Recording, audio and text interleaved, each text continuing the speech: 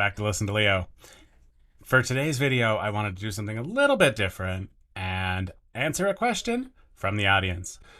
So I asked for questions on Twitter, and one of my friends posted this question, and I figured I could go ahead and answer that. So her question is about getting AI agents to do research, and when you have a group of AIs, how to pick the one who gets the final say. And so really two different things here. So let's start with the first one, how to get them to do research. So to me, the idea of doing research really depends on what you're trying to accomplish.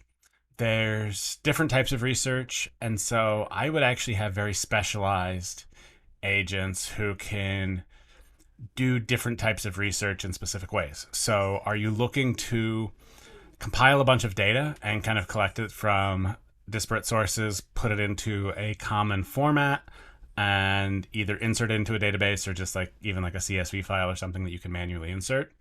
That's one type of research that I think you could have agents do.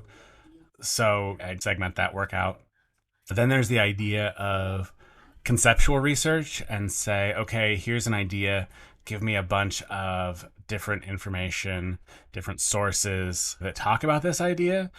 And this is something that you could have a little more flexibility with, perhaps, and have it pull in different sources and get it to pick different pieces from different places, compile it all into a report or something like that.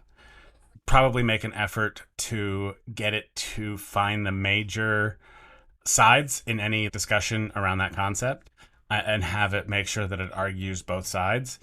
This is something that I found AIs to be better than humans at typically. You know, essentially having it steel man the opposing argument as well as the one that a given source makes. And then there's like a time component where are you looking for like recent research or are you looking for kind of collective research throughout history? And so if you're doing collected history through time, you're probably better off like figuring out some sort of very specific data source and having an agent scan that as opposed to just doing the Google search.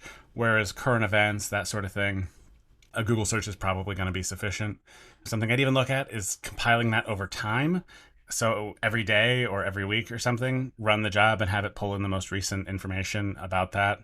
And, you know, you can have it do summaries and things like this and look for changes, anything like that. And so that's the research. You know, I'd really break it out into more specific. I want to do this type of research. And you can even like mix and match. You can have agents that do different pieces and push it all together and get something that's more comprehensive. All right, cool. So then moving on to the who gets to decide what decision to make. There's been a couple different areas that I've been exploring. So the first is the dictator model. So in this case, you have one agent who's in charge of making the decisions. You can have multiple agents in a discussion pool, throw out a topic, let them discuss, think of different alternatives. And then at the end, you've got one who's the CEO, if you will, whose job is to just make the decision and, you know, assign the task off to whoever's best to do it. Then there's the voting model that I'm starting to explore, where essentially you've got a group of agents and you throw out a topic, have them discuss it, make arguments for their idea, throw it all together at the end, and then have them vote on the best idea, and then just take the consensus winner that way. You could even potentially do ranked choice voting. So instead of just like picking the one that they agree on, tally up all of the places and have a more comprehensive picture of how they would rank those. I think that would be potentially interesting.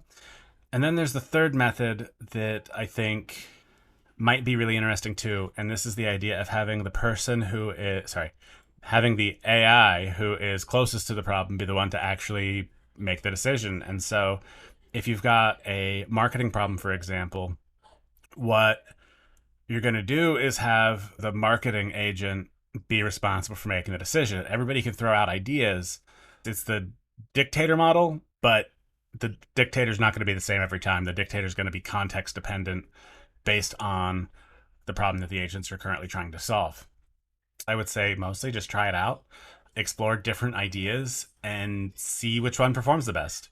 we're still so early in this space that there's plenty of room for exploration and experimentation. And that's how I've been learning it. It's really just about how can we get these agents to do things in useful ways. And I think just giving an autonomous agent the ability to go out and do whatever it needs to do isn't going to be particularly efficient or effective. It's really going to have some different problems because it doesn't have the right constraints in place to really be as useful as it could be. Carefully setting constraints in various contexts is going to give you a much better overall performance than if you just had one agent doing everything. Spread out the work, spread out the responsibilities, and then figure out where you can bring them together to have the maximal result. So anyway, hope that's helpful. If you enjoyed this, let me know in the comments. And if you have a question, throw it in the comments too. I'd be happy to answer your questions on a different video. Thanks for watching, and I'll see you in the next one.